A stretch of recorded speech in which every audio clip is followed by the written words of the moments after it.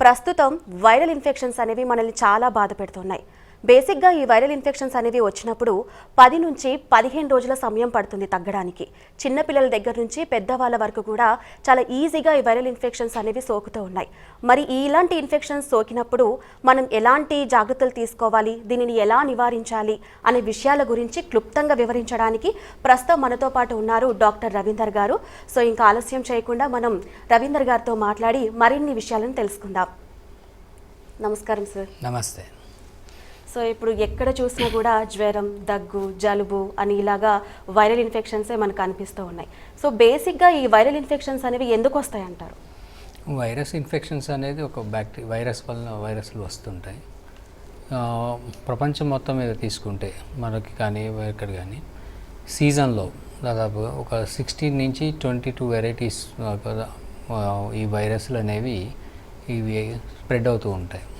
ఈ వింటర్ సీజన్లో ఈ చలి ఎక్కువగా ఉండటం వల్ల కానీ తేమ ఎక్కువగా ఉండటం వల్ల కానీ వైరస్ స్ప్రెడ్ అయ్యే ఛాన్సు అండ్ మల్టిప్లికేషన్ అయ్యే ఛాన్స్ ఎక్కువగా ఉంటుంది. సర్వైవల్ బెనిఫిట్ ఎక్కువ ఉంటుంది వాటికి. సో ఈ సీజన్లో వచ్చే ఏ వైరస్ అయినా కూడా లక్షణాలన్నీ ఒకలానే ఉంటాయి. సో రెస్పిరేటరీ సిన్సిషియల్ వైరస్ అనే కానీ, లేకపోతే రైనో వైరస్ అనే కానీ, కరోనా వైరస్ అనే కానీ, ఇన్ఫ్లుయెంజా అనే కానీ, ఇలా రకరకాల వైరస్లు ఈ సీజన్లో ఎక్కువగా వస్తుంటాయి. సో ఈ మంచు వలన కానీ వీటి వలన కానీ ఎక్కువగా ఇవి స్ప్రెడ్ అవుతుంటాయి. సాధారణంగా ఈ వైరల్ ఇన్ఫెక్షన్స్ మనకి నానుడు చెప్తుంటారు, జలుబు చేస్తే ట్రీట్మెంట్ చేస్తే వారం రోజులు, వదిలేస్తే 7 రోజులు అని. సో అట్లాగా దీనికి తొందరగానే వెళ్ళిపోతుంటాయి. కానీ చాలామందిలో ఒక సిగ్నిఫికెంట్ అమౌంట్ ఆఫ్ పీపుల్, ఒక సెక్టర్ పీపుల్లో నెలైనా తగ్గదు, అలా కంటిన్యూ అవుతుంటుంది.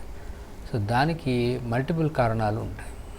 సో కొంతమందికి ఏమవుతుందంటే ఈ వైరల్ ఇన్ఫెక్షన్ అనేది కొంచెం సీరియస్గా ఇన్ఫెక్షన్ ఎక్కువ అవటం వలన సూడోబ్రాంకెక్టాసిస్ అని ఈ శ్వాసనాళాల మీద ఉన్నటువంటి ఇన్నర్ కోటింగ్ అనేది కొట్టుకుపోతుంది.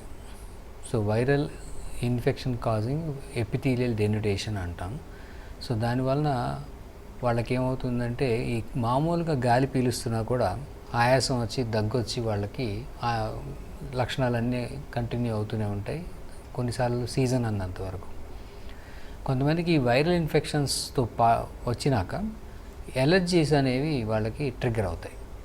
లైక్ ఆస్తమా ఉంటుంది, ఎలర్జిక్ రైనైటిస్, ముక్కు ఎలర్జీ ఉంటుంది.